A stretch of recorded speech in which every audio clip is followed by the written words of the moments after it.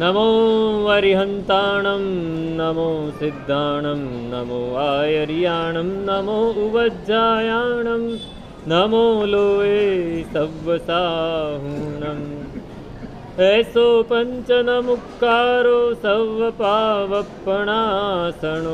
મંગલાણં ચ સવ્વેસિં પઢમં હવૈ મંગલમ પુરીમચરિમાણ કપ્પો મંગલમ વદ્ધમાણ તિથમ્મિ ઇહ પરિકહ્યા જીણગણ હરાઈ થે રાવલી ચરિતમ.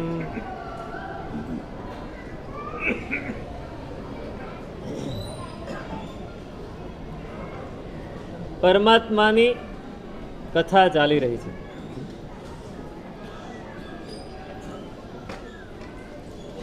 આપણે આ દર વર્ષે સાંભળીએ છીએ એટલે આપણને બધી જ ખબર હોય કે આના પછી શું આવશે. એમાં આગળ બેઠેલા વર્ગને તો ખ્યાલ જ હોય બધું, પણ એ સાંભળીને ભાવ કેટલો આવે, એ સાંભળીને અંદરથી પરમાત્મા પ્રત્યેની ભક્તિ કેટલી જાગે. તમને ખબર છે મોરારી બાપુ વર્ષમાં કેટલી વાર રામાયણ વાંચે છે? હે, 9 થી 10 વાર, ઓછામાં ઓછું. દર મહિને 1 વાર હોય. દરેક રામાયણમાં 9 થી 10 લાખ માણસો હોય સાંભળવા વાળા, અને એમાં મોટા ભાગના રિપીટ થતા હોય, અને છતાં એ સાંભળવા આવે. કેમ? એમના ભગવાન, જેને ભગવાન માને છે, એનું ચરિત્ર સાંભળવા માટે આવે, ભક્તિથી આવે. દર વર્ષે કલ્પસૂત્ર સાંભળે, દર મહિને સંભળાવે તો શું થાય? કોઈ આવે જ નહીં, કોઈ આવે જ નહીં. ભાગવતની કથા ચાલે ને, દર 2 મહિને એકાદ વાર ગામડામાં અમે વિહાર કરતા હોઈએ ને, લગભગ 3-4 ગામડે એક જગ્યાએ બોર્ડ લાગેલું હોય કે ભાગવતની સપ્તાહ યોજાશે, અને લોકો હજારોની તાદાદમાં આવે સાંભળવા. હા, પૈસા પણ આપે સાંભળવા માટેના, સંભળાવવા માટેના, આયોજન માટેના.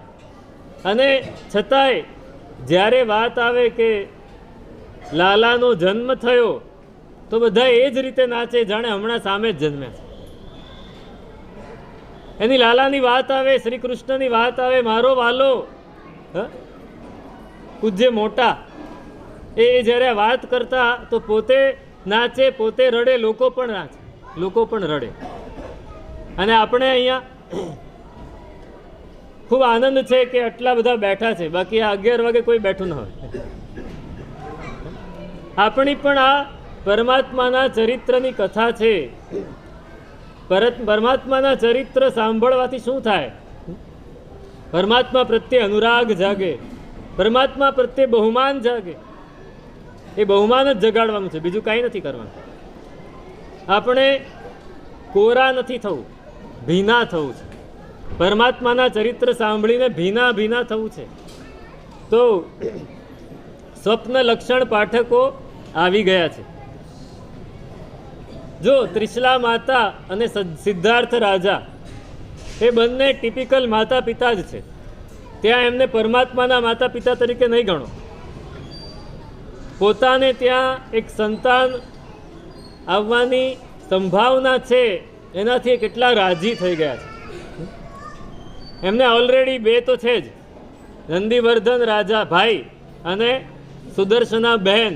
આ 2 ભાઈ બહેન, 2 પુત્ર અને પુત્રી તો છે જ, છતાંય એક નવું સંતાન આવવાનું છે, એની કેટલી બધી અંદરથી એમને ભાવના છે.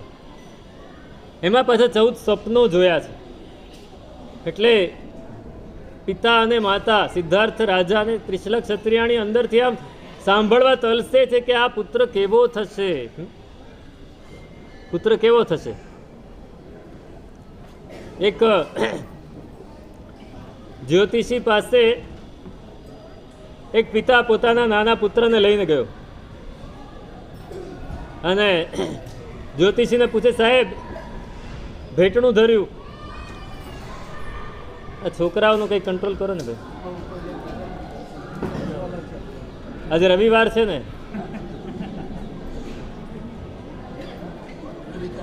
એ એણે ફરિયાદ કરી કે સાહેબ આ છોકરું માટી બહુ ખાય છે, રસ્તામાંય ખાઈ આવે, ઘરમાંય ખાઈ જાય, ધૂળ પડ્યો તો મોઢામાં નાખે. મને બહુ ડર લાગે છે, આનું ભવિષ્ય શું હશે? પેલા જ્યોતિષે કીધું કે આ અત્યારે તો માટી ખાય છે, આગળ જતા બિલ્ડિંગ ખાશે, રોડ ખાશે, પુલ બ્રિજ ખાઈ જશે, એમ તો કે આ નેતા બનશે. શું બનશે? દરેક મા બાપને પોતાના સંતાનની ચિંતા હોય કે આ શું બનશે આગળ જઈને. આમને પણ એ જ છે. સ્વપ્ન લક્ષણ પાઠકોને બોલાવ્યા છે, આવી ગયા છે બધાએ, અને એમની સામે સિદ્ધાર્થ રાજા સામે લેવા જાય છે, એમને બેસાડે છે, એમની માટે ભદ્રાસન પથરાવ્યા છે. આ બધો વિનય આપણે ત્યાં સહજ હતો, અત્યારે નથી જોવા મળતું. ભાષામાં પણ નથી જોવા મળતું, વર્તનમાં બિલકુલ જોવા નથી મળતું. આ વિનય છે. તમારા બાળકોને પાઠશાળામાં ભણાવે એ બહેન કે ભાઈ રસ્તામાં મળ્યા હોય તો તમે શું કરો? પ્રણામ કરો? હે કે ઓળખતા ના હોય એમ નીકળી જાઓ? ગયા જમાના. બેંગ્લોરમાં પાઠશાળાના ગુરુજી, એને આખું બેંગ્લોર ગુરુજી તરીકે ઓળખે, અને ગુરુજી બહાર નીકળ્યા હોય તો બધા ઊભા થઈ જાય. બજારમાંથી નીકળ્યા હોય તો બધા હાથ જોડીને ઊભા થઈ જાય. બહુમાન આપણે માસ્તર કરી નાખી, જેનું કોઈ સ્તર ન હોય. નહીં, બહુમાન છે જે આપણા કરતાં વધારે જાણકાર છે, અથવા આપણને આપણા સંતાનોને જે ભણાવી રહ્યા છે. સ્કૂલના શિક્ષક મળે તો એનો કોઈ ક્લાસ જ ન હોય. હું તો પાઠશાળાની વાત કરું છું. સ્કૂલના શિક્ષકો રસ્તામાં જતા હોય તો બાળકો શું કરે? જો આ ટમેટું જાય, નામ પાડેલા હોય એ નામથી જ બોલાવે. એટલે બહુમાન નહીં રહે તો વિદ્યા ક્યાંથી મળશે, જ્ઞાન ક્યાંથી મળશે? અને બહુમાન નહીં હોય તો ધર્મ ક્યાંથી આવશે? સૌથી પહેલો વિનય બહુમાન છે. સિદ્ધાર્થ રાજા સામા જાય છે, એ લોકોને બેસાડે છે, અને સૌથી પહેલાં એમને ભેટણા ધરે છે. પૂછતા પહેલાં સીધું પૂછી લીધું નથી. રિક્ત પાણીર્ન પશ્યેચ્ચ રાજાનમ દૈવતમ ગુરુમ નિમિત્તજ્ઞમ વિશેષેણ ફલેન ફલમ આદિશેત. રાજા હોય, દેવ એટલે પરમાત્મા, ભગવાન, આપણે જેને માનતા હોઈએ, ઈષ્ટદેવ, અને ગુરુ, ગુરુ એટલે ગૃહસ્થ ગુરુ, સ્કૂલના પાઠશાળાના ગુરુ, અને વિશેષે કરીને જ્યોતિષ. એને કોઈ દિવસ ખાલી હાથે એમની સામે ન જવાય. જો ખાલી હાથે જાઓ તો ખાલી હાથે જ પાછા આવે. તમે કોઈ ઓફિસરને મળવા જાઓ, કોર્પોરેશનમાં કંઈક કામ કઢાવવું છે તો શું કરીને જાઓ? નહીં, નીચે નહીં, ઉપર મીઠાઈનું બોક્સ લઈને જાઓ. પછી નીચેનું તો અલગ હોય. મીઠાઈનું બોક્સ હોય, કંઈક ગિફ્ટ હોય. અત્યારે તો ગિફ્ટના પણ ઘણા પ્રકાર છે. તમે પેન લઈને આવો, કાપડ લઈને આવો, સૂટનું કાપડ આપો, અને દર વર્ષે દર 6 મહિને એ કંપની, જે કંપની સાથે તમારે કામ પાડવાનું એના ઓફિસરને કવર તો પહોંચતું જ હોય પાછું. પણ અહીંયા શું, આપણે અહીંયા કેમ ખાલી હાથે આવીએ? આ પરમાત્મા પાસે, આ જ્યોતિષ, આપણા ગુરુ, જે પણ આપણે ધાર્યા હોય, એટલે ગૃહસ્થ ગુરુની વાત કરું છું, એની સામે કોઈ દિવસ ખાલી હાથે ન જવું. અને ગુરુ ભગવંત છે, એની પાસેથી કોઈ દિવસ ખાલી હાથે નહીં આવવું. ગુરુ ભગવંત પાસે ભલે ખાલી હાથે આવો, પણ કંઈક લઈને આવજો કે સાહેબ કંઈક આપો, એવું કે જીવનમાં હું આગળ વધું. વાસક્ષેપ રક્ષા પોટલી નહીં, કંઈક હિત શિક્ષા. તો આ ધરે છે, અને ધરીને પૂછે છે, સાહેબ ત્રિશલા ક્ષત્રિયાણી અમારા રાણી છે, રાત્રે આ રીતે મધ્યરાત્રિના સમયે કંઈક સૂતા જાગતી અવસ્થામાં હતા, અને એમણે આવા 14 સ્વપ્નો જોયા છે. તો એ સ્વપ્નનું ફળ શું હશે એ જાણવા માટે અમે તમને વિનંતી કરી છે પધારવા માટે. અને પેલા સ્વપ્ન લક્ષણ પાઠકો પણ આ સાંભળીને એકદમ રાજી થઈ ગયા કે આવા 14 સ્વપ્નો જોયા છે. સાંભળીને યાદ રાખવા પડે. સાંભળીને યાદ રાખવું પડે કેવા સ્વપ્ન હતા, શું જોયું, કેમ કે એમને એમ કંઈ જ્યોતિષ થવાય નહીં. ઘણું બધું યાદ રાખવું પડે. યાદ રાખે છે અને અંદર અંદર સંતલસ કરે છે, એકબીજાને પૂછે છે ભાઈ આનો અર્થ શું હોય. એના શાસ્ત્રો, એના પોથીઓ લઈને આવે છે, ઉથલાવે છે અને છેલ્લે બધાએ ભેગા થઈને એક જણને મુખ્ય બનાવે છે. એ મુખ્ય વ્યક્તિ છે એ રાજાની સામે વાત કરે છે કે સાહેબ, અમારા સ્વપ્નશાસ્ત્રમાં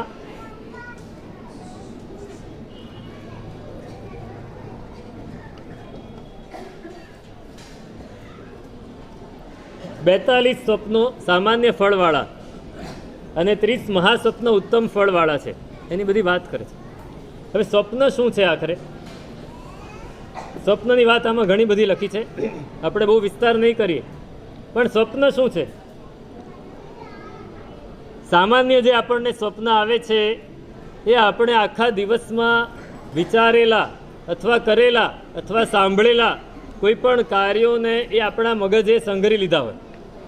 એને જો એ જરૂરી ના હોય તો એને કાઢવા માટે, એને ડિલીટ કરવા માટે રાત્રે સ્વપ્ન આવે.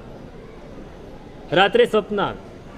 તમે રાત્રે જ્યારે સૂઈ જાઓ ત્યારે સૌથી પહેલાં અડધો કલાક 30-20-22 મિનિટ આપણી આંખો છે ને આમ થતી હોય, હજી ગાઢ ઊંઘ શરૂ ન થાય, એને રેપિડ આઈ મૂવમેન્ટ કહેવાય આપણી આંખો. અને પછી ગાઢ ઊંઘ શરૂ થાય લગભગ 1.5-2 કલાકની. એ પૂરી થાય વળી વચ્ચે ગેપ પડે 20-25 મિનિટનો. આવા ગેપ દર 1.5-2 કલાકે પડે. એ ગેપમાં આપણને આવે સ્વપ્ન. એ સ્વપ્ન શેના માટે આવે? તો કે મગજમાં સંગ્રહાયેલી બધી વાતો, મગજની મેમરી ફૂલ થઈ જાય ને તો એને ખાલી કરવી પડે. જંક ફાઇલ્સ કહેવાય આને. શું કહેવાય? આ મોબાઈલ જે વાપરતા હશે ને ખબર હશે, જંક ફાઇલ્સ. એ જંક બધું ખાલી કરવું પડે. એ ખાલી થઈ જાય ને એટલા માટે સ્વપ્ન આવે. હા, પણ તોય જેટલી છે, જેટલી વપરાય એમાં બી ફૂલ ના થવી જોઈએ. હવે એ સ્વપ્નો બધાય નકામા છે. પણ ઘણીવાર એવું બને કે કોઈક દેવતા એ આપણને કંઈક સંકેત આપવા માગે છે તો એને લીધે સ્વપ્ન આવે. ઘણીવાર આપણા પુણ્યને લીધે કોઈક સારું સ્વપ્ન આવે, અથવા આપણને પાપનો ઉદય હોય તો કંઈક ખરાબ સ્વપ્ન આવે, અથવા આપણી કંઈક ઉન્નતિ થવાની છે એને લીધે કોઈક શુભ સ્વપ્ન આવે અથવા અશુભ સ્વપ્ન આવે તો એ સાચા પડે છે. અહીં લખ્યા છે કે અનુભૂત શ્રુતો દૃષ્ટ પ્રકૃતિશ્ચ વિકારજ સ્વભાવત સમુદ્ભૂત ચિંતા સંતતિ સંભવ. આપણે અનુભવ્યું હોય, સાંભળ્યું હોય, જોયું હોય. 3 વાત મેં કરી. પ્રકૃતિના વિકારને લીધે ઘણીવાર કફ વધી ગયો હોય, વાયુ વધી ગયો હોય તો પણ સ્વપ્ન આવે.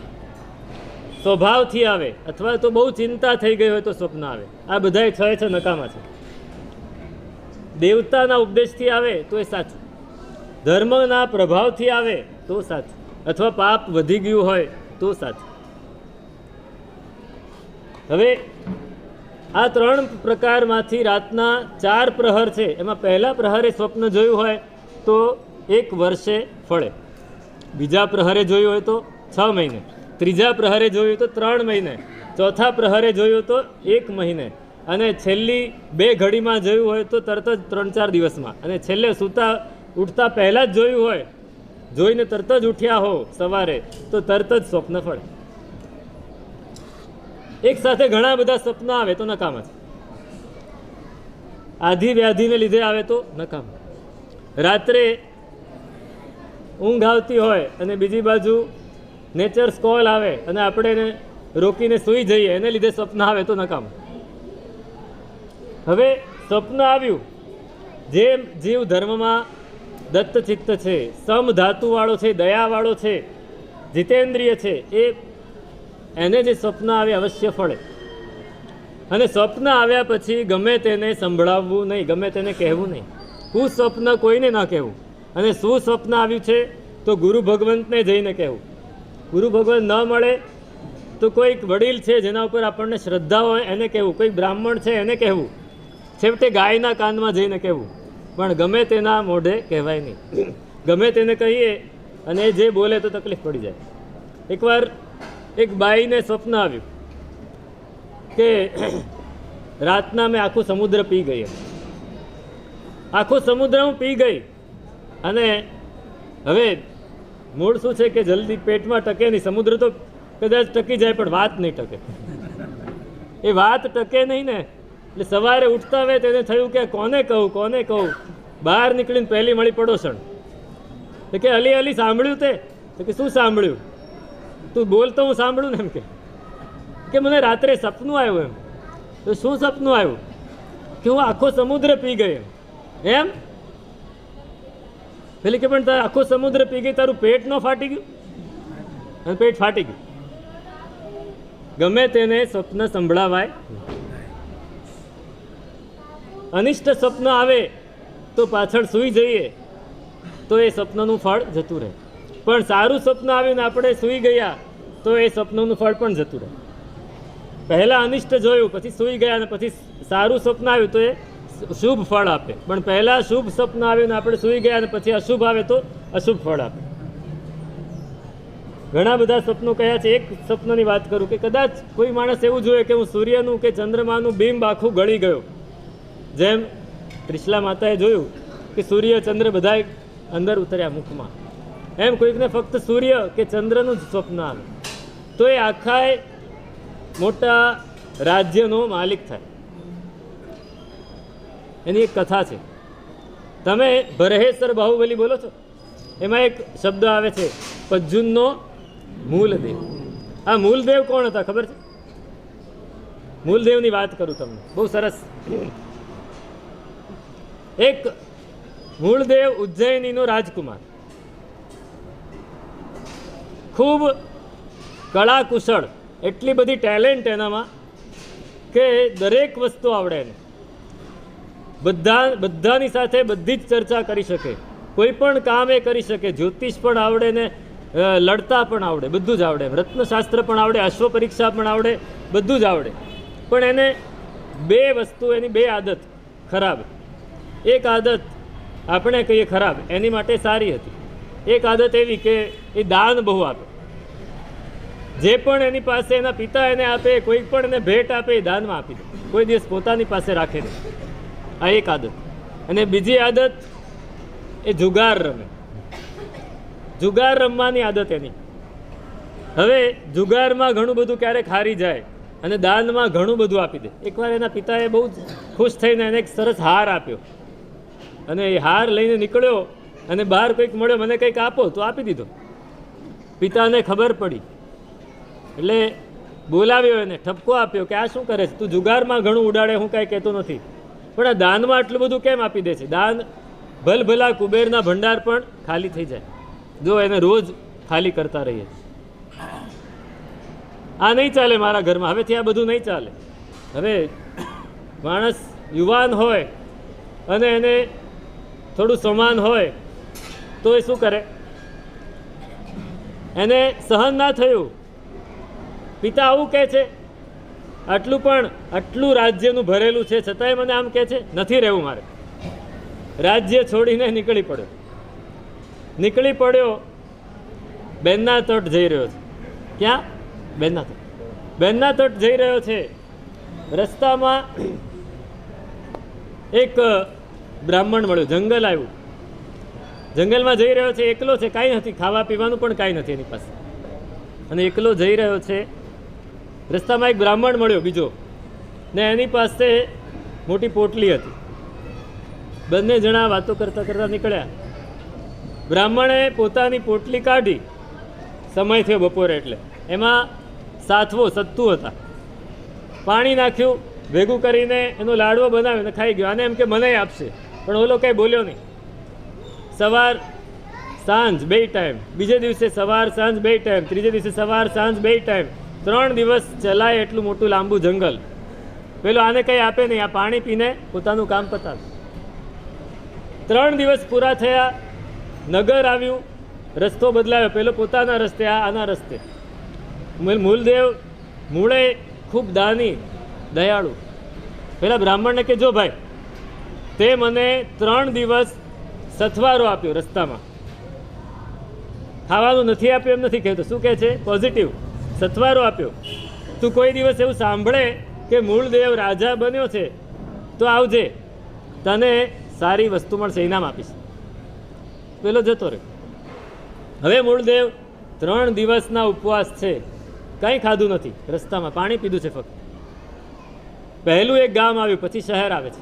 એ ગામમાં એ પ્રવેશ અને વિચાર્યું કે 3 ઉપવાસ કરે છે, ખાવું તો પડશે જ, શું કરવું? ક્યાંકથી કોઈક આપે તો લઈ આવું.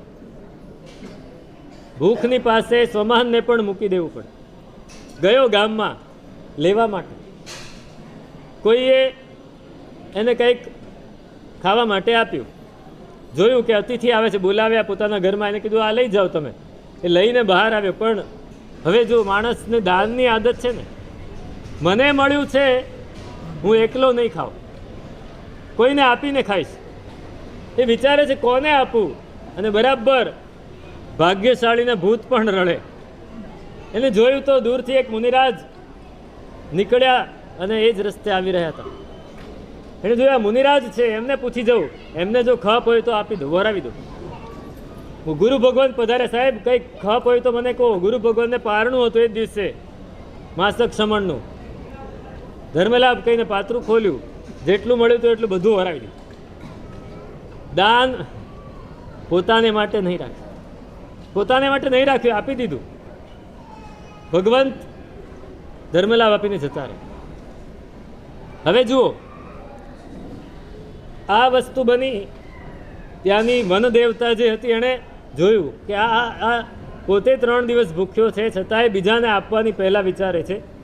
એટલે બહુ ખુશ થઈ ગયા કે ભાઈ તારે જે જોઈતું એ માગ, અહીં વન દેવતા છું. તો કે મારે કાંઈ નથી જોઈતું, એવી રીતે હું લઉં નહીં કાંઈ. તો કે એમ નહીં, હું તારી ઉપર બહુ ખુશ થઈ છું, અને દેવતાના દર્શન એ નિષ્ફળ ન જાય, તું માગ. તો કે મને બીજું કાંઈ નથી જોઈતું, હું રાજા બનું, મારી પાસે 1000 હાથી હોય, અને એક ગણિકા હતી એ મારી સાથે આવે. આ 3 વસ્તુ જોઈએ મારે, બીજું કાંઈ નથી જોઈતું. તથાસ્તુ, જતી રહી. આ તો ભૂલી ગયો. વળી ભૂખ તો લાગી જ હતી, પાછો ગયો નગરમાં. બીજા કોઈ કે એને દહીં અને ભાત આપે નહીં. પહેલી વાર દહીં ભાત આપે, બીજી વાર એને એક માંડો એટલે પુડલો આપ્યો. એ પુડલો ગળ્યો, એ લઈને આવ્યો, અને પછી એને હવે ખાઈ લીધો.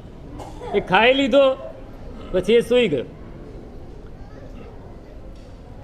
સૂઈ ગયો. રાત્રે મૂળ ગામમાં, નગરમાં પહોંચવું છે, નગરની બહાર એક ધર્મશાળા હતી, ત્યાં જઈને સૂઈ ગયો છે. ત્યાં ઘણા બધા કાપડિયાઓ જે ફેરિયા હોય એ બધા નીકળ્યા છે, એ પણ ત્યાં રાત્રે સૂતા છે. આ માણસ રાત્રે સૂઈ ગયો મૂલદેવ, એની બાજુમાં જ એક કાપડિયો બીજો પણ સૂતો છે. હવે એને પણ એ જ દિવસે ભાગ્ય યોગે પુડલો ખાવા મળેલો.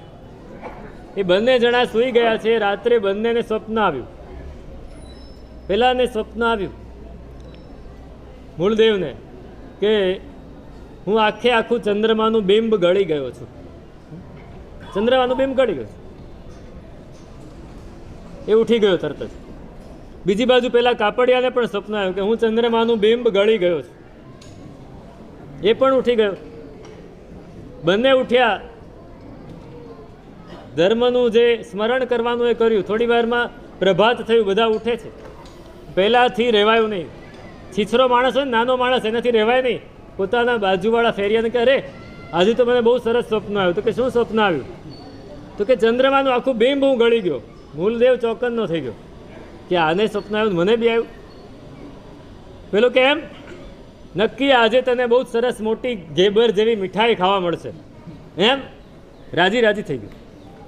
મૂળદેવ કે આ ગમે તેને સંભળાવાય નહીં. દોડ્યો, તરત જ બહાર નીકળ્યો. ભણેલો છે ને, શાસ્ત્રો ભણેલો છે. બહાર નીકળ્યો અને કોઈને પૂછ્યું અહીંયા કોઈ બ્રાહ્મણ જ્યોતિષ ક્યાં રહે છે? તો કે આ જગ્યાએ.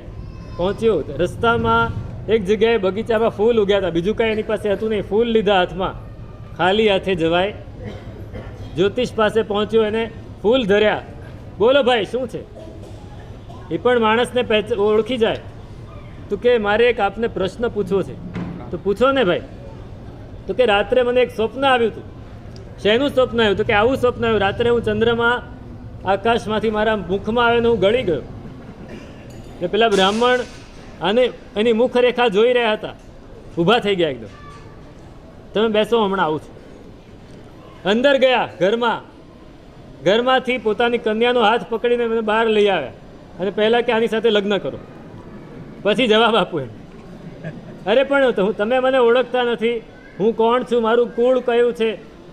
તમારું કુળ હવે ખબર પડી ગઈ મને. તો પહેલાં આની સાથે લગ્ન કરો. ત્યાં ને ત્યાં ઘડિયા લગ્ન એને કરાવ્યા અને પછી કીધું કે તું 7 દિવસમાં રાજા બનવાનો છે. શું? 7 દિવસમાં રાજા બની ગયો. એને જે જોઈતું હતું બધું મળી ગયું. હવે પહેલાને ખબર પડી કાપડિયાને કે આને ચંદ્રમાં જોયો હતો, સ્વપ્નમાં ગળી ગયો હતો. એને રાજ્ય મળ્યું અને મને તો ગેબર મળ્યો, બીજું કાંઈ મળ્યું નહીં. પહેલાને ખબર પડી કે મૂળદેવ રાજા બન્યો છે. એ પણ આવ્યો, સાહેબ હું હા તું તો મારી સાથે હતો, તે મને સથવારો આપ્યો છે. એને એક ગામ આપી દીધું. હવે પહેલો વિચારે છે કાપડિયો કે હું ફરીથી પુડલો ખાઈને સૂઈ જાઉં. ફરી સ્વપ્ન આવે ખરું? ભાગ્યશાળીને જ આવે. તો આ સ્વપ્ન ગમે તેને કહેવાય નહીં, અને કહેવું હોય તો એનો વિધિ કેવો છે આ મેં કહ્યું. હવે આમાં ઘણા બધા સ્વપ્નોની વાત કરી છે, એને જવા દઈએ આપણે. હવે ક્યારેક એવું સ્વપ્ન જોઈએ કે સ્વપ્નમાં બહુ હસ્યા તો સમજવું કે શોક આવશે. સ્વપ્નમાં ખૂબ નાચ્યા કૂદ્યા એવું દેખાય તો સમજવું કે કાંઈક ને કાંઈક તકલીફ પડવાની છે. અને સ્વપ્નમાં એવું જુએ કે ઘણું બધું ભણ્યા, સ્વપ્નમાં ભણવાનું નહીં, જાગતા જ ભણવાનું. સ્વપ્નમાં ભણ્યા તો ઝઘડો થશે. એટલે આ દુઃસ્વપ્ન આવ્યું તો દેવગુરુની પૂજા યથાશક્તિ તપ કરીને દુઃસ્વપ્નના ફળને ઘટાડી શકાય. અને સુસ્વપ્ન આવ્યું તો સતત ધર્મમાં રહીને એ સ્વપ્નને વધારે શુભ બનાવી શકાય છે. અહીંયા કહે છે સિદ્ધાંત, એટલે આગમમાં પણ કહ્યું છે કે ઇથિવા પુરુષોવા સુવર્ણંતે એગમ મહંતમ ખીર કુંભમ વા દહી કુંભમ વા ગયે કુંભમ વા મહુ કુંભમ વા પાસે માણે પાસે ઉપાડે માણે ઉપાડે. કોઈક વ્યક્તિ સ્વપ્નમાં એવું જુએ કે મેં ઘીનો ઘડો, મધનો ઘડો, દહીંનો ઘડો, દૂધનો ઘડો સ્વપ્નમાં જોયો, મેં ઉપાડ્યો, અને એ ઉપાડ્યો એમ જુએ તો એ સ્વપ્ન પૂરું થાય એટલે તરત જ જાગે, અને જાગીને એને તરત જ વૈરાગ્ય જાગે. વૈરાગ્ય જાગીને દીક્ષા લે, તે જ ભવે એ અવશ્ય મોક્ષે જાય, વધુમાં વધુ 3 ભવ કરે. કોઈક એવું જુએ કે બહુ મોટો સોનાનો પહાડ જોયો, ચાંદીનો પહાડ જોયો, રત્નોનો પહાડ જોયો, અને હું એની પર ચડી ગયો, તો એ પણ એ જ રીતે એ જ ભવમાં બોધ પામી દીક્ષા લઈ અને મોક્ષે જાય. પણ જો બીજી કોઈ ધાતુ જુએ, સેમી પ્રેશિયસ સ્ટોન એવું બધું જુએ, તો એ 2, 3, 4 યાવત 7, 8 ભવે પણ મોક્ષે જાય. પણ આ સ્વપ્નના આવા ફળ છે. તો 42 સામાન્ય સ્વપ્ન, 30 મહાસ્વપ્ન છે. એમાંથી 14 મહાસ્વપ્ન જોઈને ચક્રવર્તી અથવા તીર્થંકરની માતા જાગે છે. તો વાસુદેવની માતા 4 મહાસ્વપ્ન જુએ છે. અરે મિછામી દુકડે, હા 4 મહાસ્વપ્ન. બલદેવની માતા મિછામી દુકડે, વાસુદેવની માતા 7 મહાસ્વપ્ન જુએ છે. બલદેવની માતા 4 મહાસ્વપ્ન જુએ છે. અને મંડલિક રાજાની માતા, મંડલિક જ્યારે ગર્ભમાં આવે રાજાનો જીવ, ત્યારે 1 મહાસ્વપ્ન જુએ છે. તો દેવાનું પ્રિય આ ત્રિશલા ક્ષત્રિયાણીએ પણ આ 14 મહાસ્વપ્નો જોયા છે. એટલે એ બહુ જ ઉત્તમ સ્વપ્નો છે. મંગલને કરનારા છે, ધનને આપનારા છે, તમારા કુળનું ઉત્થાન કરનારા છે, તમારા કુળને આખા જગતમાં યશ અપાવનારા છે. તો એ સ્વપ્ન એમણે જોયા છે, એનું ફળ આ હશે કે એમનો તમારે ત્યાં જે સંતાન હવે આવશે એ તીર્થંકર બનશે અથવા તો ચક્રવર્તી બનશે. બેયમાંથી કોણ બનશે જ્યોતિષકારો કહી શકતા નથી, કે તીર્થંકર બનશે અથવા તો ચક્રવર્તી બનશે.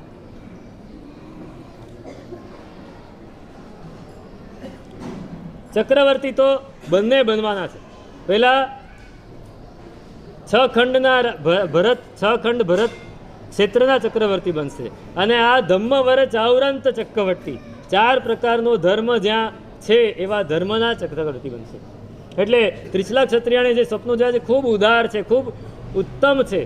આ રીતે એમને બધી વાત કરી એટલે સિદ્ધાર્થ રાજા એમની પાસે આ વાત સાંભળીને બહુ જ રાજી થયા, ઊભા થઈ ગયા, એમને પગે લાગ્યા અને એમને કહ્યું કે ભાઈ તમે બધા આવ્યા મહાનુભાવો અને અમને આ સ્વપ્નના અર્થો કયા, અમે બહુ જ રાજી થયા છીએ, તમારી વાત બિલકુલ સાચી છે અને અમે પણ આવું જ વિચાર્યું હતું કે આવું જ કાંઈક એનું ફળ હશે.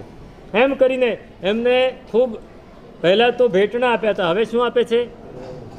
હવે દાન આપે છે, પ્રીતિદાન આપે છે. આખી જિંદગી ચાલે એમને ફરીથી ક્યાંય માગવા જવું ન પડે એટલું બધું પ્રીતિદાન આપે છે. એમને વસ્ત્ર અલંકાર વગેરેથી પહેરામણી કરે છે અને પછી એમને વિદાય આપે છે. એ ગયા. હવે ત્રિશલા ક્ષત્રિયાણી તો ત્યાં જ પડદાની પાછળ બેઠા છે. હવે આ સમજવા જેવી વાત છે. ત્રિશલા ક્ષત્રિયાણી ક્યાં બેઠા છે? ત્યાં જ સભામાં બેઠા છે. અને છતાંય સિદ્ધાર્થ રાજા ઊભા થયા, પેલા લોકો ગયા એટલે પડદો હટાવીને અંદર ગયા અને ત્રિશલા ક્ષત્રિયાણીની પાસે જઈને એક સિંહાસન હતું ત્યાં બેઠા અને ત્રિશલા ક્ષત્રિયાણીને વાત કરે છે કે આખી વાત જે પણ સ્વપ્નશાસ્ત્ર નથી બધી વાત કરે. હવે એમને સાંભળી જ છે છતાંય પોતે કરે છે. તે સાંભળ્યું ને? બરાબર હતું ને? પોતે બધી જ વાત કરે છે. ત્રિશલા ક્ષત્રિય પણ એમ નથી કહેતા અરે મેં સાંભળ્યું છે, વારે વાર શું કરવા કહું છું. આ જે આખો જે પ્રોટોકોલ છે ને એ સમજવા જેવો છે. તમે યશોવિધિ સુરી મહારાજ પાસે એક વાત સાંભળી હશે વારંવાર. યશોવિધિ સુરી મહારાજ જ્યારે પણ વ્યાખ્યાન કરે એક વાત બહુ સરસ કરે કે દક્ષિણના એક સંત થિરુવલ્લુવર હતા, લગ્ન થયા, જમવા બેઠા પહેલે દિવસે પત્નીને કહ્યું કે એક વાટકો પાણી અને એક સોયો લાવીને મૂકી દે. કેટલા વર્ષ? 50 વર્ષ. પત્નીએ પૂછ્યું નથી આ કેમ મુકાવો છો, આમણે કહ્યું નથી, છતાંય રોજ લાવે, રોજ જમી લે એટલે પાછા લઈ જાય. છેલ્લે મરણ પથારીએ સંત પડ્યા છે અને જવાના છે ત્યારે પત્નીને કહે છે તારે કંઈ પૂછવું હોય તો પૂછી લે. તો કે અમારે આ પૂછવું છે કે આ વાટકો કેમ મૂકતા હતા?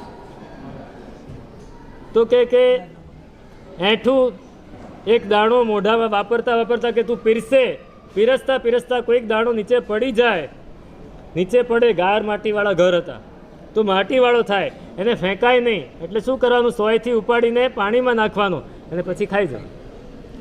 પણ આખી જિંદગીમાં તે કોઈ દિવસ ઢોળ્યું નથી અને મારાથી કાંઈ એઠું પડ્યું નથી એટલે કામ નથી લાગ્યું. શું છે આ? વિનય છે, વિવેક છે. આ આપણને નહીં સમજાય, આપણી પહોંચની બહાર છે, આપણી પહોંચની બહાર છે, આપણી પહોંચની બિલકુલ બહાર છે આ વસ્તુ. પણ અહીંયા પણ એ જ છે. એ જઈને અંદર કહે છે કે આવું આવું આવું અમને કહ્યું, તમને ખૂબ ઉત્તમ પુત્ર તમે ખૂબ ઉત્તમ પુત્રને જન્મ આપશો અને એ જન્મ લેશે પછી મોટો થશે ત્યારે આવું આવું ભણશે અને ભણ્યા પછી એ યા તો ચક્રવર્તી બનશે યા ધર્મ ચક્રવર્તી તીર્થંકર બનશે. હું ત્રિશલા ક્ષત્રિયાણી પણ પૂરેપૂરી શ્રદ્ધાથી એ સાંભળે છે અને સાંભળીને ખૂબ પ્રેમથી સ્વીકારે છે અને મસ્તકે ચડાવે કે તમે જે કહ્યું એ બિલકુલ સાચું છે અને મને પણ એ ગમે છે. પછી રજા માગી અને ત્યાંથી ઊભા થઈને ગયા. હવે આ તરફ જે દિવસે શ્રવણ ભગવાન મહાવીરનો જીવ ત્રિશલા માતાની કુક્ષીએ આવ્યો, ગર્ભ તરીકે ઉત્પન્ન થયું, એ જ દિવસથી ઇન્દ્રએ આદેશ કરેલો કે હવે આ તીર્થંકર પરમાત્માનો જીવ આવ્યો છે એટલે એની માટે તમારે કામ કરવાનું છે. પોતાના લોકપાલ છે વૈશ્રમણ કુબેર, એ કુબેરને આદેશ કર્યો છે. કુબેરે પોતાના તિર્યક જૃંભક દેવો એમના સેવકો છે ને આદેશ કર્યો કે આખા દેશમાં આખા ક્ષેત્રમાં, ગઈકાલે મેં કહ્યું સૌધર્મ ઇન્દ્ર એ અર્ધ તીર્છા લોકનો માલિક છે, દક્ષિણાર્ધ તીર્છા લોકનો એ માલિક છે. એટલે એમાં જે કોઈ પણ ધન ક્યાંય પણ દાટવામાં આવ્યું હોય એ બધાએ સમજો કે લોકો બધાએ પહેલાંના જમાનામાં ધન પોતાના ઘરમાં કે બહાર ગમે ત્યાં એવી જગ્યાએ દાટીને જતા, એ દાટી રાખતા કે જરૂર પડે ત્યારે કામ લાગશે. પણ ઘણીવાર એવું થાય કે મરી જાય કોઈને કીધા વગર, અથવા કોઈને કીધું હોય પણ એ લેવા ન ગયું હોય, અથવા કોઈ કૃપણ માણસ હોય ખર્ચી ના શક્યું અને દાટી રાખ્યું હોય. અમારે તો અમારા ગુરુ મહારાજ કહેતા કે ઘણા માણસો એવા હોય કે બહુ જ કંજૂસ હોય, પૈસો એનો છૂટે નહીં, પણ કાંઈ વાંધો નહીં, અત્યારે નહીં છૂટે તો કાંઈ નહીં, તીર્થંકર જ્યારે વરસીદાન આપશે ત્યારે કામ લાગશે. ક્યારે કામ લાગશે? વરસીદાન આપશે. તો એ આદેશ આપ્યો કે જ્યાં પણ આવા બધા નિધાનો પડ્યા છે, ધન પડ્યા છે, બધાએ ભેગા કરીને ક્યાં લાવો? તો કે સિદ્ધાર્થ રાજાના રાજમહેલમાં જઈને મૂકી આવો બધું. હવે એની પર માલિકી કોની છે? તીર્થંકર પરમાં. અને જ્યારે મોટા થશે ત્યારે એ પણ પોતે નથી રાખવાના, બધા એને આપીને વરસીદાન કરીને પૂરું જ કરી દેવાના. તો આ રીતે એમણે બધી જ જગ્યાએથી આ બધી વસ્તુઓ મંગાવી. એ બધી વાત લખી છે, ઘણી બધી જગ્યાએથી વસ્તુઓ મંગાવી છે. ગામ હોય, નગર હોય, ખાણ હોય, જંગલ હોય, ખંડેર હોય, મોટાભાગે ખંડેરોમાં જવું હોય, કોઈ ગુફા હોય, કોઈક સ્મશાન હોય, નદી હોય, તળાવ હોય, એના કિનારા હોય, એની જગ્યાએ વાવડી હોય, કૂવો હોય, આ બધી જ જગ્યાએ દાટેલું પડ્યું હોય. ત્યાંથી ઉપાડીને લાવો અને સિદ્ધાર્થ રાજાના ઘરમાં મૂકે. એ મૂકે છે બધા. અને એને લીધે થયું શું કે સિદ્ધાર્થ રાજાનું જે રાજ્ય હતું તે જે દિવસે મહાવીર સ્વામી શ્રમણ ભગવાન મહાવીર એ જ્ઞાતકુલમાં સંહરણ પામે એટલે ગર્ભ સંક્રમ થયો, તે જ દિવસથી તે જ્ઞાતકુલ એમાં સોનું, રૂપું, રત્ન, ધન, ધાન્ય, રાજ્ય, રાષ્ટ્ર, બળ, એમનું સૈન્ય આ બધું જ વધવા જ માંડ્યું. એટલું બધું વધ્યું, ચારેકોર યશોવાદ ફેલાવા લાગ્યો. સિદ્ધાર્થ રાજાની આજ્ઞા જે લોકો માનતા નહોતા એ માનવા માંડ્યા. બધા એમની સાથે મૈત્રીનો હાથ વધારવા માંડ્યા. અને અનેક પ્રકારના રત્નો, અનેક પ્રકારની વસ્તુઓ જે દુર્લભ વસ્તુ હોય એ બધી એમને ત્યાં સામેથી આવવા માંડી. એટલે આ બધું જોયું ને, પ્રીતિ સત્કાર બહુ થયો. એટલે એમણે બંને નક્કી કર્યું, સિદ્ધાર્થ રાજાને ત્રિશલા ક્ષત્રિયનું, કે જે દિવસથી આપણે આ સ્વપ્ન જોયું ને આ પુત્ર આપણી કુક્ષીમાં આવ્યો છે ત્રિશલા માતા ત્રિશલા ક્ષત્રિયાણી, ત્યારથી આપણે બધી જ રીતે ખૂબ વધ્યા છીએ. એટલે જ્યારે પણ આ બાળક જન્મશે ત્યારે એનું નામ શું પાડીશું?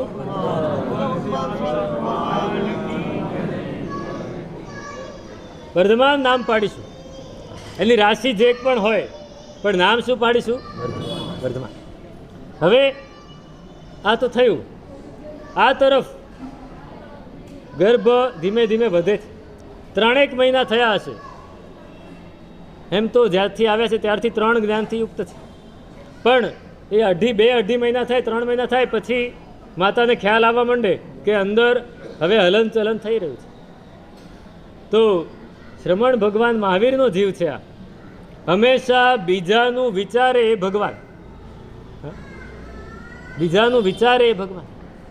માતાનું વિચાર છે કે માતાને દુઃખ થતું હશે, હું અંદર હલનચલન કરું, આમ તેમ કરું, હાથ પગ ઊંચા નીચા કરું, તો માતાને દુઃખ થાય. એટલે મારે દુઃખ નથી આપવું માતાને. માતા માટેનો વિચાર એ ગર્ભમાં રહ્યા કરે છે. મારે દુઃખ નથી આપવું એટલે પોતાનો કંટ્રોલ છે, હાથ પગને હલાવતા બંધ કરી દીધું. નિષ્પંદ થઈ ગયા, નિશ્ચલ થઈ ગયા. અહીં કવિ કહે છે શું કરતા હતા એ ત્યાં? એકાંતે કિમુ મોહરાજ વિજય મંત્રમ પ્રકુર્વન નિવ ધ્યાનમ કિંચિદ ગોચરમ વિરચયત્યેક પરબ્રહ્મણિ કિમ કલ્યાણરસમ પ્રસાદયતિ વા દેવો વિલુપ્યાત્મકમ રૂપમ કામ વિનિગ્રહાય જનની કુક્ષાવસૌ શાસ્ત્રીએ. શું એ અંદર બેઠા બેઠા ધ્યાન સાધનાની પ્રેક્ટિસ કરતા હતા? ધ્યાન સાધનાની 12-12.5 વર્ષ ધ્યાન કરવાનું જ છે, તો અહીંથી પ્રેક્ટિસ શરૂ કરી દીધેલી એટલે બેસી ગયા હતા. મોહને જીતવા માટે કંઈક વિચાર કરવા માટે માંડ્યા હતા કે પછી સુવર્ણ સિદ્ધિ જેને કરવી હોય ને એ પણ એકદમ સ્થિર થઈ જાય. જેને કંઈક લક્ષ્ય હોય છે એ સ્થિર થઈ જાય છે, એકાગ્ર થઈ જાય છે. તો એમને કંઈક સુવર્ણ સિદ્ધિ જેવું કંઈક મેળવવું હતું એટલા માટે સ્થિર થઈ ગયા હતા. નક્કી કામદેવને જીતવો તો એટલા માટે કંઈક વિચારણામાં પડી ગયા હતા કે હવે શું વ્યૂહરચના કરવી. આવા પરમાત્મા એ સ્થિર થઈ ગયા છે. હવે સ્થિર થઈ ગયા છે એટલે શું થયું? માતા તો માતા જ છે, ભલે તીર્થંકરની હોય કે ગમે તેની હોય. એને થયું કે આ મારો ગર્ભ પહેલાં હલનચલન કરતો હતો, પહેલાં થોડો થોડો ફરકતો હતો અને હવે બિલકુલ હલનચલન કરતો નથી, ફરકતો નથી. સહેજ પણ અંદર મને એનું કંઈ સમજાતું નથી. આ છે શું? 1 દિવસ ગયો, 2 દિવસ ગયા. માણસને સૌથી પહેલાં વિચાર કયો આવે? અશુભ. અશુભ વિચાર જ પહેલો આવે. પહેલાં આપણે ત્યાં ટેલિગ્રામ આવતા. ટેલિગ્રામ પેલો બૂમ પાડે ટપાલી એટલે પહેલો શું વિચાર આવે? કોઈક ગયું, કોઈક ગયું. હા, અત્યારે કાંઈ નથી. હવે અત્યારે તમે ઘડાઈ ગયા, એટલા બધા ફોન આવે કે તમને કોઈ અસર જ નહીં થાય.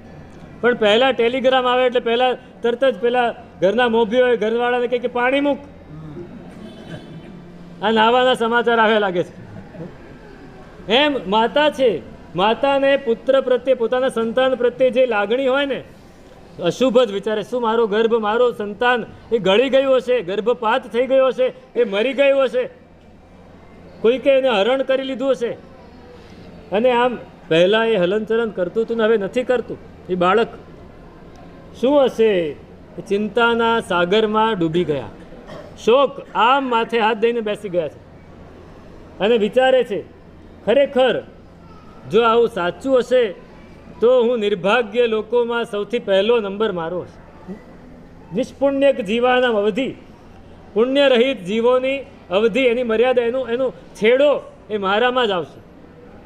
અથવા તો ખરેખર ચિંતામણી રત્ન છે ને, એ ભાગ્યહીન લોકોના ઘરમાં ટકી શકતું નથી. હું ભાગ્યહીન છું લાગો છે, અને મારે ઘેર આ સંતાન આવ્યું, આટલા સરસ સ્વપ્નો આવીને જતું રહેશે. એ જતું રહ્યું છે. કલ્પવૃક્ષ છે, કોઈ દિવસ રણભૂમિમાં ઉગે નહીં, તો મારી કૂખ પણ રણભૂમિ જેવી થઈ ગઈ લાગે છે. અને કલ્પવૃક્ષનું બીજ તો આવ્યું પણ એ ઉગ્યું નહીં. ખરેખર આ વિધાતા કેવો છે? બહુ જ દુષ્ટ છે, બહુ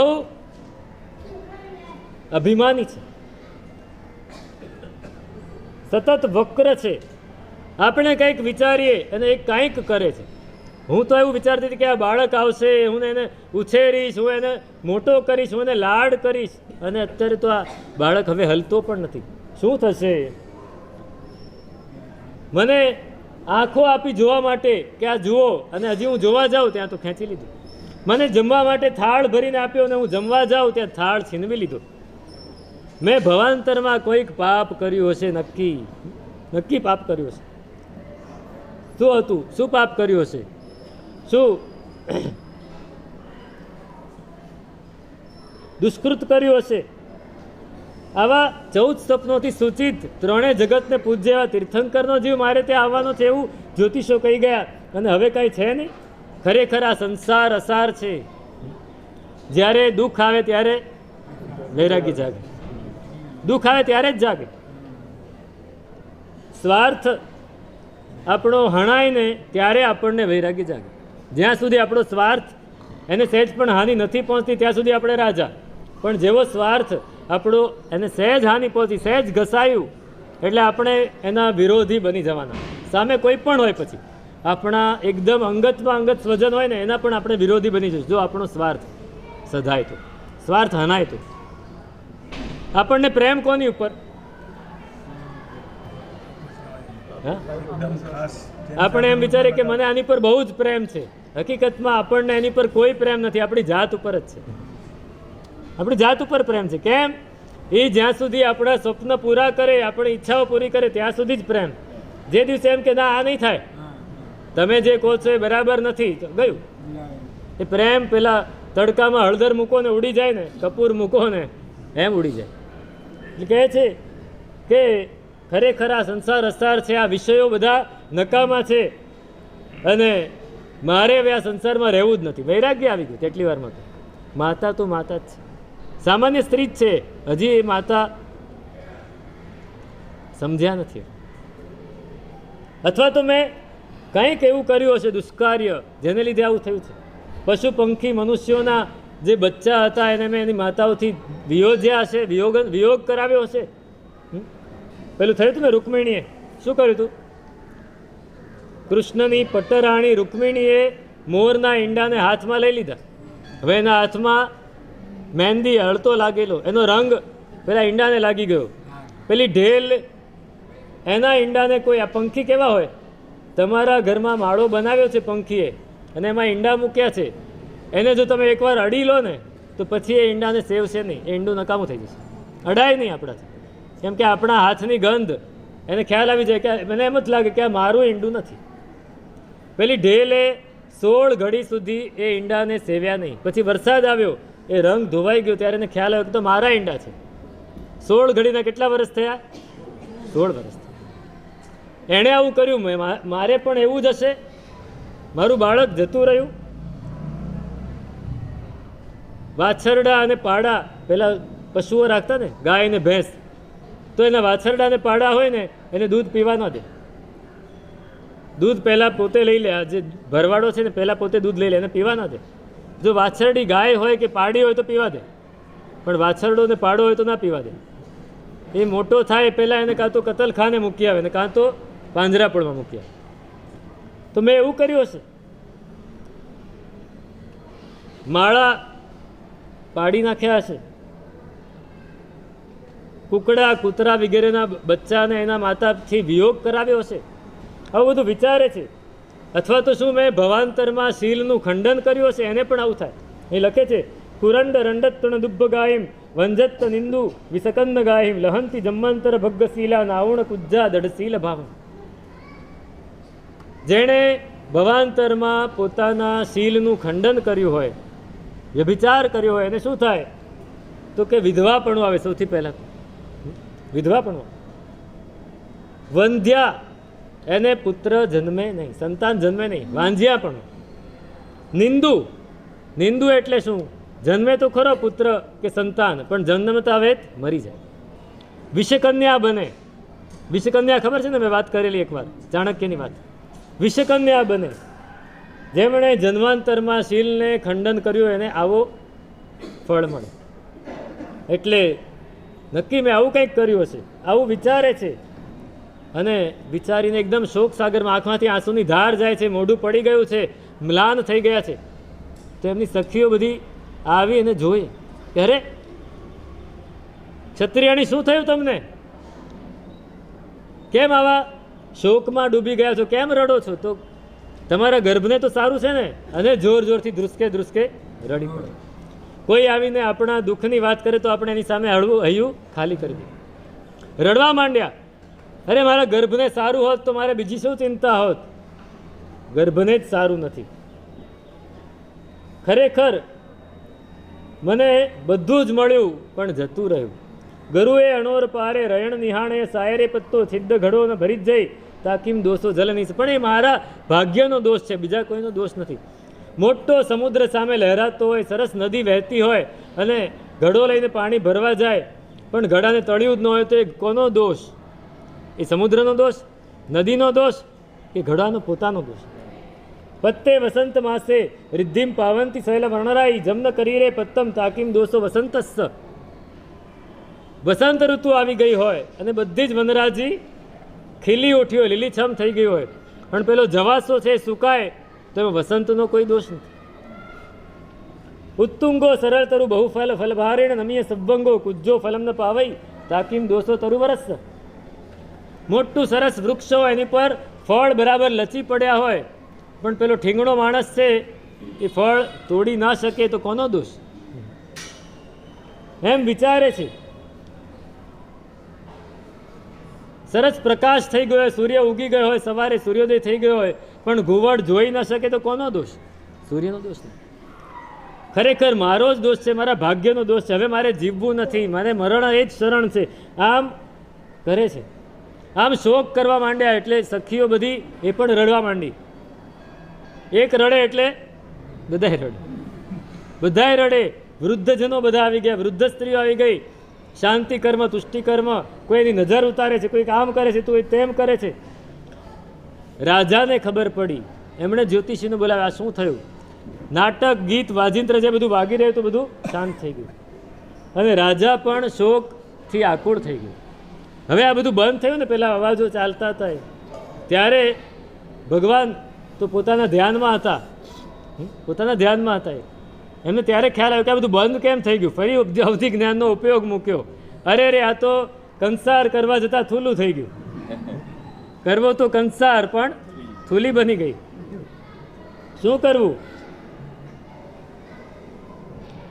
હું માતાના આનંદ માટે, માતાને તકલીફ ન પડે એટલા માટે કરવા ગયો હતો, પણ એ તો ખેદ કરવાવાળું થયું. નક્કી કલિકાળ આવો હશે.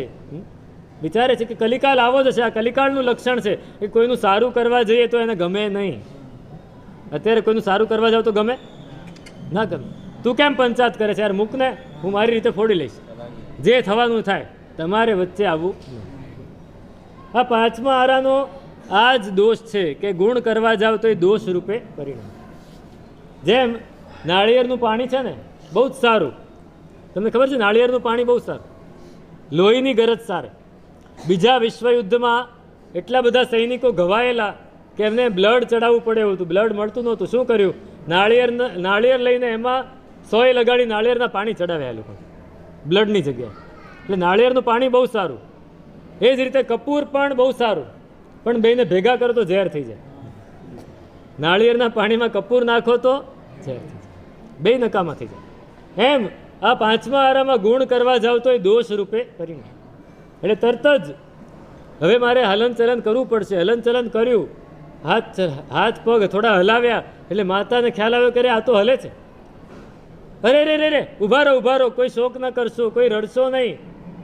ના ના, બધું મારે કરવું જ છે, મારે જીવવું છે, હવે મરવું નથી, હવે સંસારમાં રહેવું છે. મારો પુત્ર પહેલાં એ હલનચલન કરતો નહોતો, હવે હલનચલન કરવા માંડ્યો છે. રાજી થઈ ગયા. એ જોઈને બધા રાજી થયા. સિદ્ધાર્થ રાજાને ખબર પડી, એ પણ રાજી થઈ ગયા. બધાય રાજી થઈ ગયા. ખરેખર મારા ભાગ્ય જાગે છે. આખા જગતમાં મારા જેવું ભાગ્યશાળી કોઈ નથી. જે આખું ઉલટું થઈ ગયું. ખરેખર પરમાત્માની મારી પર કૃપા થઈ છે. અત્યાર સુધી શું માનતા હતા?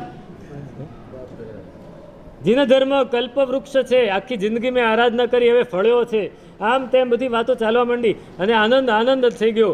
ગીત વાજિંત્રો વાગવા માંડ્યા, નૃત્ય થવા માંડ્યા અને ચારેકોર સરસ વાતાવરણ થઈ ગયું. હવે આ બધું જોઈને પરમાત્મા માટે તો આ બધું શું છે? નાટક છે. નાટક છે. 3 જ્ઞાનથી યુક્ત છે, વૈરાગ્યથી ભરેલા છે, પૂર્વ ભવથી બધું લઈને આવ્યા છે, વિચારે છે. પણ પરમાત્મા વિચારક છે કે હું હજી જન્મ્યો નથી અને સહેજ આવું થયું તો માતા પિતાને આટલું બધું દુઃખ થાય છે, તો હું જન્મીને પછી દીક્ષાની વાત કરીશ તો શું થશે? એટલે નક્કી કરી લીધું કે આ જ્યાં સુધી માતા પિતા જીવતા હોય ત્યાં સુધી દીક્ષાની વાત કરવાની નથી કરવાની. જન્મથી જ વૈરાગ્ય છે, જન્મ પહેલાં જ વૈરાગ્ય છે, છતાંય દીક્ષા નથી લેવી. માતા પિતા, હું જન્મીશ તો એનો મારી પર સ્નેહ કેવો હશે? હું સહેજ વાત કરીશ તો પણ એમને આઘાત લાગશે. એમને મારે આઘાત પહોંચાડવો નથી.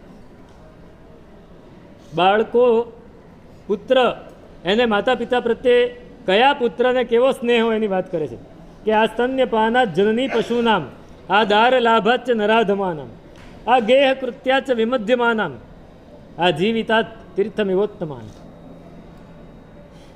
જ્યાં સુધી માતાનું દૂધ પીવું છે ત્યાં સુધી માં, પછી માની સાથે કંઈ લેવા દેવા નહીં. પશુઓમાં આવું પ્રવર્તે. પશુઓ ને તમે કૂતરા જોયા છે, એ ગલુડિયા જ્યાં સુધી દૂધ પીતા હોય ત્યાં સુધી માતાની સાથે ફરે. જે દિવસે દૂધ પીવાનું બંધ થયું પછી માતા કોણ ને હું કોણ? મોટા થઈને માતાને જ કદાચ પત્ની બનાવી દે, ત્યાં સુધી પહોંચી જાય. પણ એ પશુ છે, એને સમજણ નથી. નરાધમ, જે અધમ મનુષ્ય છે, એ શું કરે? તો કે જ્યાં સુધી ઘરમાં પત્ની આવી નથી. અત્યારે તો આ જ થાય છે ને તમારે ત્યાં, ભાઈ ઘરમાં ડસ્ટબિન હોય તો અમારે લગ્ન કરવા, આવો શબ્દ વપરાય છે. ઘરમાં ડસ્ટબિન છે, સૌથી પહેલો પ્રશ્ન આ પૂછાય. હાઈ સોસાયટીમાં સૌથી પહેલો પ્રશ્ન લગ્ન પહેલાં આ પૂછાય કે ડસ્ટબિન છે ઘરમાં? તમને માતા પિતાને શું શબ્દ વપરાય? ડસ્ટબિન. આ દાર લાભાચ નરાધમાનામ. અહીંયા હજી આપણે ત્યાં નથી આવ્યું, પણ હાઈ સોસાયટીમાં આ જ ચાલે છે. આ ગેય કૃત્યાચ વિમધ્યમાનામ, જે થોડા સમજેલા છે એ ક્યાં સુધી માતા પિતાને રાખે? જ્યાં સુધી ઘરકામ કરતા હોય ત્યાં સુધી. પિતા કંઈક ઘરનું કામ કરે, પિતા અટક્યા તો એ બી અટકી ગયા, માતા અટક્યા તો આ લોકો પણ એની સેવાથી અટકી ગયા. પણ ઉત્તમ પુરુષો આખી જિંદગી માતા પિતાને તીર્થની જેમ સાચવે. ક્યાં સુધી સાચવે? તીર્થની. તો એમણે આ અભિગ્રહ ગ્રહણ કર્યો અને અભિગ્રહ એમણે પોતે પાળ્યો. ક્યાં સુધી પાળ્યો? 28 વર્ષે માતા પિતાને પ્રતિબોધ પમાડવા માટે પણ એમને વિચાર નથી કર્યો. એમને કોઈ દિવસ વાત જ નથી કરી. એમને કહ્યું તારે લગ્ન કરવાના છે? હા, કરી લીધા. લગ્ન કરી લીધા. યશોદા સાથે માતા પિતાની ઈચ્છા હતી, ના નથી પાડી. પાર્શ્વકુમારે ના પાડી હતી, પ્રભાવતી સાથે હું લગ્ન નહીં કરું. પિતાએ ફોર્સ કરીને, આજ્ઞા કરીને લગ્ન કરાવ્યા છે. પણ મહાવીર સ્વામી પરમાત્માએ ક્યાંય ના નથી પાડી. સમજાવ્યું, એકાદ વાર કીધું હશે કે મારી ઈચ્છા નથી. માતા પિતાએ કહ્યું અમારી ઈચ્છા છે. સારું. તો આ રીતે એમણે અભિગ્રહ ગ્રહણ કર્યો. હવે ત્રિશલા ક્ષત્રિયાણી એ ગર્ભનું પોષણ કરે છે. અતિ ઠંડા નહીં, અતિ ઉષ્ણ નહીં, અતિ તીખા નહીં, અતિ કડવા નહીં, અતિ તુરા નહીં, અતિ ખાટા નહીં, અતિ ગળ્યા નહીં, અતિ સ્નિગ્ધ નહીં, અતિ વૃક્ષ નહીં, અતિ ભીના નહીં, અતિ શુષ્ક નહીં, એવા પદાર્થોને પોતે સેવન કરીને ગર્ભનું પોષણ કરે છે. અને અહીં લખ્યું છે કે ગર્ભનું પોષણ કરતી વખતે શું કરવાનું, તો કે આપણે જો બહુ મીઠું ખારું વસ્તુ ખાય એ માતા, તો એ બાળક જન્મે ત્યારે આંખ જતી રહે. ઘણું ઠંડુ ખાય તો એ વાયડો થાય, ઘણું ગરમ ખાય તો એ નિર્બળ થાય, અને ઘણા વિષયોનું સેવન કરવામાં આવે તો એ જીવથી પણ જતો રહે. અને સુશ્રુતમાં તો એમ કહ્યું કે દિવસે જે ગર્ભવતી સ્ત્રી છે દિવસે બહુ ઊંઘ્યા કરે તો એનો ગર્ભ એ જન્મે ત્યારે ઊંઘણશી થાય, બહુ આંજ્યા કરે તો આંધળો થાય, બહુ રડ્યા કરે એ સ્ત્રી તો એની આંખ બગડી જાય બાળકની, આખો દિવસ ટાપ-ટીપ મેકઅપ કર્યા કરે તો એ ચરિત્રહીન થાય, ખૂબ માલિશ વગેરે કર્યા કરે તો કોઢી થાય, અને બહુ સાંભળ્યા કરે શબ્દો તો પેલો બહેરો થાય, બહુ હસ્યા કરે તો પેલો શ્યામ થાય, કાળો, બહુ બોલ્યા કરે તો પેલો બડબડિયો થાય. અને હજી અત્યારે એક નવી વસ્તુ છે, આખો દિવસ મોબાઈલ વાપર્યા કરે તો શું થાય એ તમારે વિચારી લેવાનું છે. એટલે કુલ વૃદ્ધા સ્ત્રીઓ ત્રિશલા ક્ષત્રિયાણીને હિત શિક્ષા આપે છે કે બહેન તું ધીમે ધીમે ચાલજે, ઓછું ઓછું બોલજે, કોઈ દિવસ ગુસ્સો નહીં કરતી, કપડાં બહુ ટાઈટ નહીં પહેરતી, અને બહુ હાસ્ય નહીં કરતી, અને આ ખુલ્લી જગ્યાએ જઈને બેસતી કે સૂતી નહીં, અને બહુ નીચે કે ભાઈ ઉપર ચડતી નહીં. આ રીતે એને શિક્ષા આપે છે. તો ત્રિશલા ક્ષત્રિયાણી આ રીતે ગર્ભનું પોષણ તો કરે છે, પણ ગર્ભના પ્રભાવને લીધે એમને શું થાય છે, દોહદ ઉત્પન્ન થાય છે. મુજને દોહલો ઉપન્યો બેસું ગજ અંબાડીએ રે, સિંહાસન પર બેસું છત્ર ધરાય, લક્ષણ મુજને પુત્ર તમારા તેજના રે, તે દિન સંભારું ને આનંદ અંગન માય, હાલો હાલો હાલો હાલો મારા. આવા બધા દોહદ ઉત્પન્ન થાય છે કે હું અમારીનું પ્રવર્તન કરું, દાન આપું, ગુરુ ભગવંતને વંદન કરું, દેવોની પૂજા કરું, સંઘ વાત્સલ્ય સાધર્મિક વાત્સલ્ય કરું, સિંહાસન ઉપર બેસું, મને ચામર છત્ર ધરાય, અને હું રાજાની જેમ આજ્ઞા આપું. આવી બધી ઈચ્છાઓ થાય છે. શેના લીધે થાય છે? એક ચરિત્ર છે મહાવીર ચરિત્ર, એમાં એક વાત આવે છે બહુ સરસ કે ત્રિશલા માતાને એક દોહદ ઉત્પન્ન થયો કે મારે ઇન્દ્રાણીના કુંડલ જોઈએ, અને એ પણ માગીને નહીં, સિદ્ધાર્થ રાજા ઇન્દ્રને જીતીને એમના કુંડલ કઢાવીને લઈ આવે તો જોઈએ. આવો દોહદ ઉત્પન્ન થયો. હવે સિદ્ધાર્થ રાજા કે હું કાંઈ ઇન્દ્રને ક્યાં જીતવા જાઉં, પણ પરમાત્માનો પ્રભાવ કેવો કે ઇન્દ્રનું સિંહાસન કંપાયમાન થયું, અને ઇન્દ્ર આવ્યા નીચે. શું છે તો કે આવો દોહદ ઉત્પન્ન થયો, શું વાંધો છે, હું આવું છું, ચાલો આપણે લડીએ. લડ્યા, લડીને સામે લડીને ઇન્દ્ર હાર્યા, અને હારમાં એને ખંડણી રૂપે ઇન્દ્રાણીના કુંડલ આપ્યા, એ ત્રિશલા ક્ષત્રિયાણી પહેર્યા, ત્યારે એને આનંદ થયો. આવો દોહદ ઉત્પન્ન થયો. તો સિદ્ધાર્થ રાજાએ બધા જ એમના દોહદ પૂર્ણ કર્યા છે, એમના દોહદ પૂર્ણ કર્યા, સન્માનિત કર્યા, એમના દોહદ બધાએ એને કોઈ અવગણના ન કર્યા. આવું બધું શું વિચારે છે? નહીં, સારું, એને પૂર્ણ કરવા માટે બધી જ વાતો જે થઈ શકે એવી કરી, અને કરી એટલે એકદમ ખુશ થયા, ખૂબ રાજી થયા, અને સારી રીતે હવે ગર્ભનું પાલન કરતા પોતે વિહરે છે. આ રીતે એમના ગર્ભને એમને જે પોષણ કર્યાની વાત પૂર્ણ થઈ. હવે કેટલા મહિના સુધી એમણે ગર્ભનું પાલન કર્યું? 9 મહિના અને 7.5 દિવસ. તો અહીંયા વાત આવે છે 24 પરમાત્મા એમની માતાઓને એ ગર્ભમાં કેટલા સમય સુધી રહ્યા? તો કે ઋષભદેવ ભગવાન 9 મહિના અને 4 દિવસ, અજિતનાથ ભગવાન 8 મહિના અને 25 દિવસ, શંભવનાથ ભગવાન 9 મહિના 6 દિવસ, અભિનંદન સ્વામી 8 મહિના 28 દિવસ, સુમતીનાથ પદ્મપ્રભ સ્વામી 9 મહિના 6 દિવસ, અત્યારે આ વાત કરી દઉં, પછી ખાલી જન્મ વાંચન એકલું જ કરવાનું, કેમ કે ત્યારે કોઈ સાંભળશે નહીં. સુપાર્શ્વનાથ 9 મહિના 19 દિવસ, ચંદ્રપ્રભ સ્વામી 9 મહિના 7 દિવસ, સુવિધિનાથ ભગવાન 8 મહિના 26 દિવસ, શીતલનાથ શ્રેયાંસનાથ 9 મહિના 6 દિવસ, વાસુપૂજ્ય સ્વામી 8 મહિના 20 દિવસ, વિમલનાથ 8 મહિના 21 દિવસ, અનંતનાથ ભગવાન 9 મહિના 6 દિવસ, ધર્મનાથ ભગવાન 8 મહિના 26 દિવસ, શાંતિનાથ ભગવાન 9 મહિના 6 દિવસ, કુંથુનાથ 9 મહિના 5 દિવસ, અરનાથ ભગવાન 9 મહિના 8 દિવસ, મલ્લીનાથ ભગવાન 9 મહિના 7 દિવસ, મુનીશ્વર સ્વામી નેમિનાથ 9 મહિના 8 દિવસ, પાર્શ્વનાથ ભગવાન 9 મહિના 6 દિવસ અને મહાવીર સ્વામી 9 મહિના 7 દિવસ ગર્ભવાસમાં રહે.